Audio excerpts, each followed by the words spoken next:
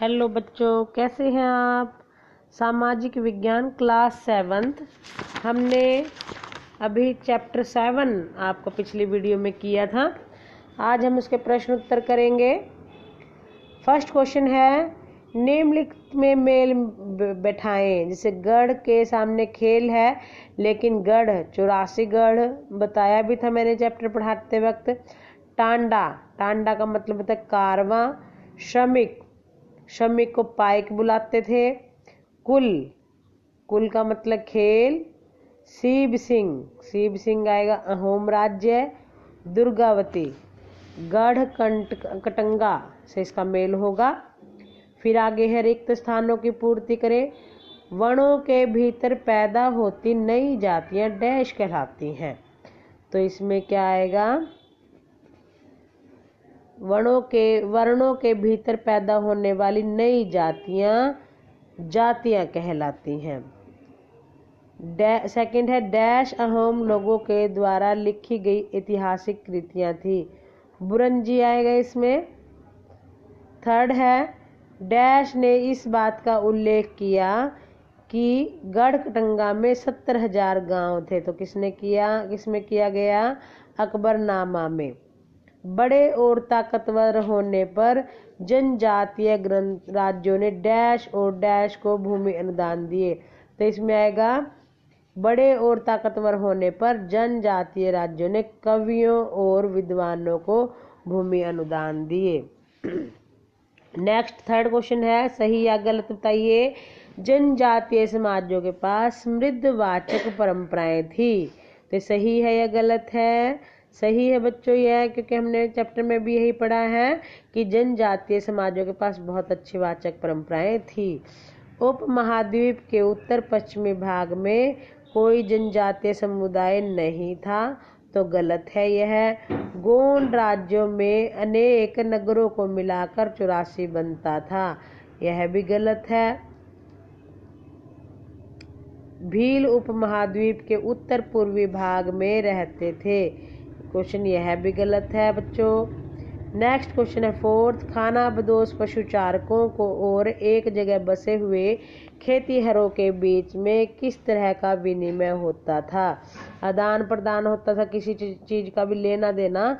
तो किस प्रकार होता था, यानी कि जो खानाबदोश पशुचारक थे, क्वेश्चन समझिए पहले आप।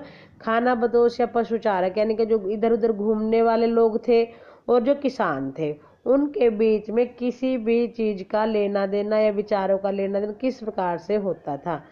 तो इसमें हम बताएंगे, वे लोग दूध, ऊन, घी आदि पशु उत्पादों का विनिमय करते थे।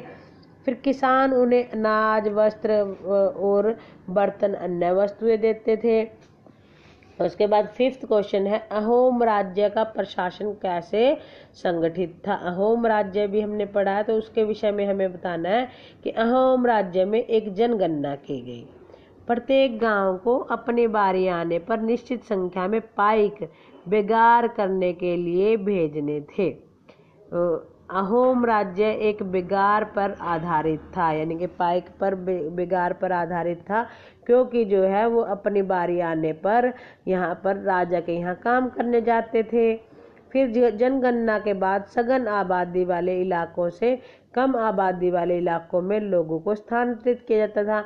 मान लीजिए कि एक राज्य में कम लोग हैं, एक राज्य में ज़्यादा लोग हैं, तो ज़्यादा राज्य वाले लोगों को कम लोगों वाले राज्य में भेजा जाता था। फिफ्थ पॉइंट है, लगभग सभी वयस्क पुरुष युद्ध के दौरान सेना में अपनी सेवाएं प्रदान करते थे। ये भी हमने चैप्टर में पढ़ा है कि सभी लोगों को समय आने पर पुरुषों को अपनी सेना में सेवाएं देनी होती थी। बाकी समय वे अलग कार्य करते थे, जैसे सिंचाई व्यवस्था है और व्यवस्था, वो कार्य में लगे रहते थे। अहोम समाज कुलों में विभाजित था, जिन्हें खेल कहा जाता था। फिर है, वर्ण आधारित समाज में क्या परिवर्तन आए। अब वर्णों पर आपको पता है, छोटी छोटी जातियों में जो है, छोटे छोटे वर्णों में जो है ये राज्य बट गए थे। तो उसमें क्या परिवर्तन आए। वर्णों के भीतर छोटी छोटी जातियां उभरने लगी थी। जैसे ब्राह्मणों के बीच, जैसे ब्राह्मण सबसे पहले वर्ण आया था, तो ब्राह्मण के बीच नई जातियां सामने आई। फिर दूसरी ओर कई जनजातियों और समूहों को जाति विभाजन समाज में शामिल कर लिया गया और उन्हें जातियों का भी दर्जा दिया गया। फिर विशेषज्ञ प्राप्त शिल्पी जैसे लोहार होते हैं, बढ़ई होते हैं, सुनहार होते हैं, इनके जो ब्राह्मणों द्वारा जातियों के रूप में इनको भी मान्यता दी गई। फिर वर्ण की बजाय जाति समाज के संगठन का आधार बने। 7वां क्वेश्चन है, एक राज्य में रूप में संगठित हो जाने के बाद जनजातीय समाज कैसे बदला? इसमें निम्नलिखित रूप से बदला। जनजातीय राजाओं की यह अभिलाषा थी कि उन्हें महाद्वीप के अन्य राजाओं की तरह पहचाना जाए। फिर जनजातीय राज्य ने छोटे छोटे पड़ोसी राज्यों को जीतना आरंभ कर दिया, जैसे कि अहोमोनो, चुटियों और कोच राज्यों को अपने राज्य में मिला लिया। धन्यवाद बच्चों। ये प्रश्न उत्तर आपको याद करने हैं और फेयर नोटबुक में लिखने हैं।